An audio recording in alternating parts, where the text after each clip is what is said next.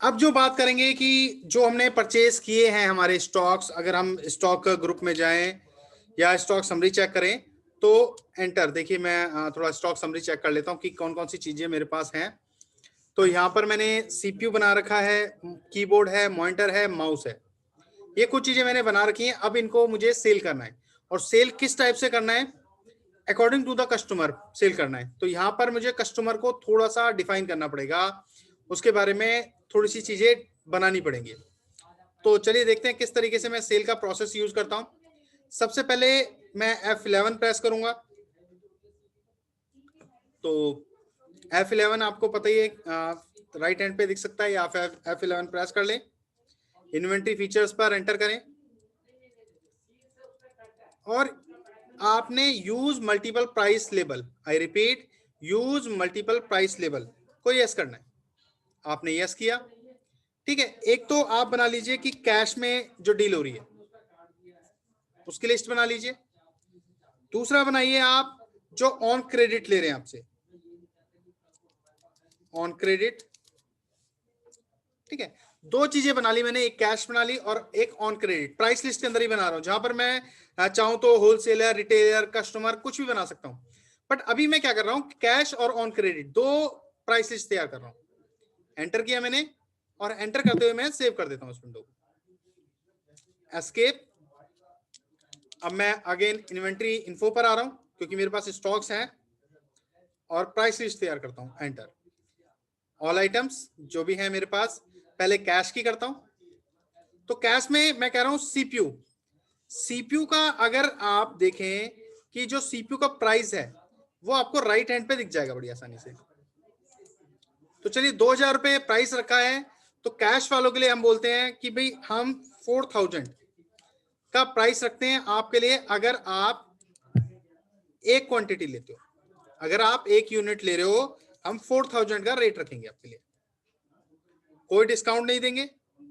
एक से दो क्वांटिटी अगर आप लोगे तो आपके लिए 4000 का रेट रहेगा, 5% डिस्काउंट होगा। 2 से 5 पीसेस तक आप लेंगे तो 4000 रेट होगा, ठीक है। और आपको 10% तक का डिस्काउंट दे देंगे। 10% का डिस्काउंट देने के बाद अब 5 से अनलिमिटेड, तो 5 से मैंने अनलिमिटेड के लिए ब्लैंक फील्ड छोड़ दिए, एंटर किया, सिंपल। यानी 5 से ऊपर चाहे जितनी यूनिट ले ले, हमने रेट रखा 3800, क्योंकि 4000 से कम कर दिया, और यहां पर डिस्काउंट भी बढ़ा दिया 12%। इसी तरीके से हमारा जो दूसरा आइटम है, हमारा कीबोर्ड, कीबोर्ड के लिए भी सेम प्रोसेस रखेंगे। इसका प्राइस चेक कर लेंगे कितना हमारा परचेजिंग कॉस्ट आ रही है, तो 200 रुपये आ रही है। चलिए तो इसको भी हम इसी तरीके से करते हैं। एक यूनिट पर अगर बंदा एक यूनिट ले रहा है, एंटर किया, इसका रेट डाल दिया हमने 500, ठीक है, और डिस्काउंट कुछ भी नहीं दिया, ठीक है। और यहाँ 1% का डिस्काउंट दे दिया। इसी तरीके से 2000 का रेट, 3% डिस्काउंट, 5 से अनलिमिटेड रेट भी कम कर दिया, ठीक है, और 5% का डिस्काउंट दे दिया। तो इस तरीके से अगर आप देखें तो मैंने एक प्राइस लिस्ट तैयार कर ली कि भैया जो बंदे मेरे पास कैश में परचेज करेंगे उनको मैं क्या करूंगा, इस टाइप से डिस्काउंट दूंगा, यानी रेट अलग डिफाइन कर दिया। और एंटर करते हुए इसको मैं सेव कर लूंगा, 10 years, ठीक है। इसके बाद एक और बनाऊंगा मैं, all items, on credit, alter, यानी उधार वाले मेरे कस्टमर, ठीक है। तो उधार वालों को फिर से मैं वही करूंगा कि सीपीयू, आपको पता है 2000 का लिया, क्योंकि ये मेरे से उधार ले रहे हैं, तो इनको मैंने एक यूनिट पे ही 6000 रुपए, यानी मैंने अपना इंटरेस्ट भी जोड़ लिया। एक से दो की बात करें तो यहां पर एक से दो में 6000 रुपए ही रखेंगे हम, और 1% डिस्काउंट। 2 से 5 6000 रुपए, एंटर, 4% डिस्काउंट। 5 से ऊपर अनलिमिटेड गए 5000 रुपए, और 10% डिस्काउंट। ठीक है, इसी तरीके से आप 1 बाय 1 सारी प्राइस लिस्ट अपनी बना लोगे सारे आइटम्स की। तो मैं भी यहां पर ये छोड़ रहा हूं, सिंपल सीपीयू रखा हुआ है और इसको यस कर देता हूं। अब देखते हैं कि सेल किस तरीके से करेंगे, क्योंकि सेल में हमने डिस्काउंट भी देना है, अपने कस्टमर को थोड़ा सा लालची बनाना है। हमें अपने कस्टमर को थोड़ा सा लालची बनाना है ताकि वो ज्यादा से ज्यादा यूनिट्स खरीदे, जिसके लिए हमने प्राइस लिस्ट बनाई। और साथ में, क्योंकि हम जब वर्क करते हैं हमारे पास 50 आइटम होते हैं, हमें याद नहीं रहता कि एक्चुअल में किस चीज पर हमें क्या देना है, कितना डिस्काउंट देना है। तो उस सिचुएशन में हम क्या करेंगे, उस सिचुएशन में हमने प्राइस लिस्ट तैयार कर ली। अब सिंपल मैं अकाउंटिंग वाउचर पे आता हूं, मैंने एंटर किया। एंटर करने के बाद जैसे एंटर किया, आप सिंपल अपना F8 प्रेस करें। बट ध्यान रखें, क्योंकि डिस्काउंट दिया है तो डिस्काउंट का कॉलम भी ऑन करें। तो डिस्काउंट का कॉलम ऑन करने के लिए आपको अगेन गेटवे ऑफ टैली पे आना है, F11 प्रेस करना है आपने। और जब आप F11 प्रेस करेंगे तो आपके फीचर्स में आएगा, कंपनी फीचर्स में इन्वेंटरी फीचर्स, और यहां पर आपने एक ऑप्शन दे रखा है आपको जिसका नाम है use separate discount column in invoice mode. आपने इसको यस करना है। तो चलिए मैं यस करता हूं, मैंने यस किया और एंटर करते हुए सेव कर दिया। ठीक है, अब अकाउंटिंग वाउचर, आपको पता है कि हम सेल के लिए F8 की का यूज करते हैं, तो F8 की प्रेस करेंगे। बिल नंबर, अब हमारा जो करंट कस्टमर है, अब नाम डाल रहा हूं करण का, तो नेचुरल सी बात है नाम डालते ही इसका मतलब कि उधार पे जाएगा। फिलहाल हम कैश में एंट्री करते हैं, तो मैंने कैश लिया। और सेल्स स्टॉक डालते हैं सीपीयू, जो कि 10 है मेरे पास, और मैं यहां पर 5 सीपीयू सेल कर रहा हूं कैश में। ठीक है, सबसे पहली चीज आप देखिए, 5 सीपीयू मैंने एंटर किया और 5 सीपीयू के बाद ना रेट आ रहा है ना परसेंटेज आ रहा है। क्यों नहीं आ रहा? क्योंकि हमने कोई भी प्राइस लिस्ट सिलेक्ट नहीं करी है।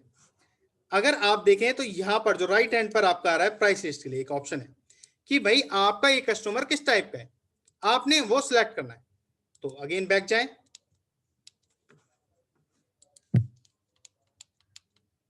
ठीक है, और बैक जाने के बाद जैसे आप देखेंगे राइट हैंड पे आपका प्राइस लिस्ट का ऑप्शन आ गया। तो मैंने क्या सिलेक्ट करना है, मैंने कैश सिलेक्ट करना है, क्योंकि कैश में एंट्री हो रही है।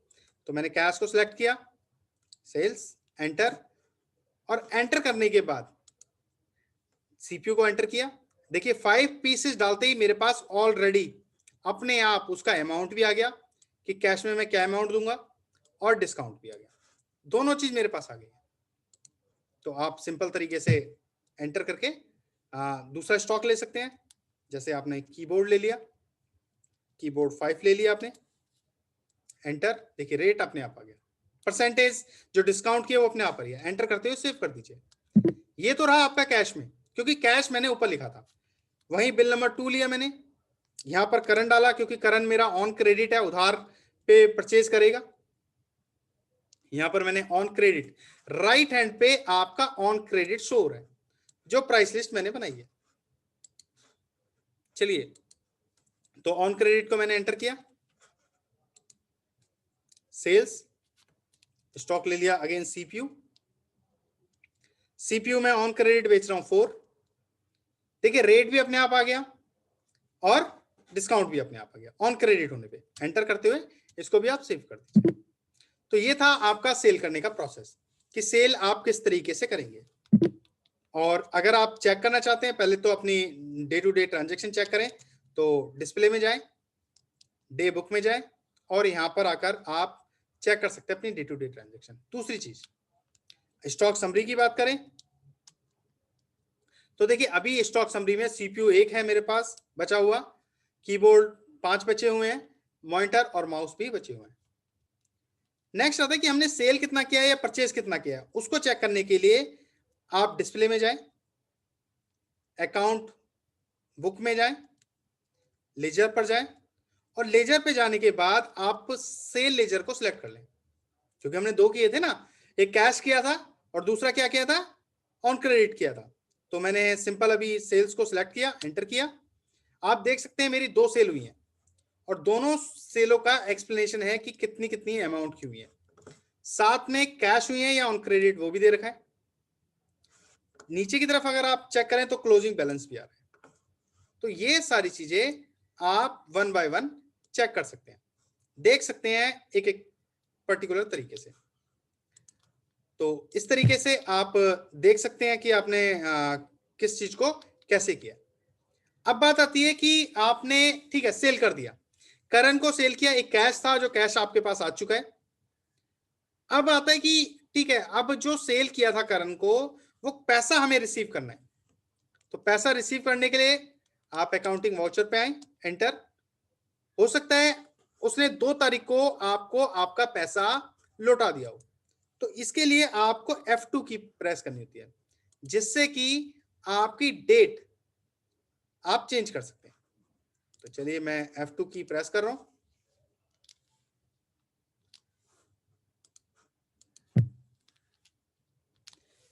मैंने F2 की प्रेस की, यहां पर 2 डाला, 4/2000 यानी नेक्स्ट डे।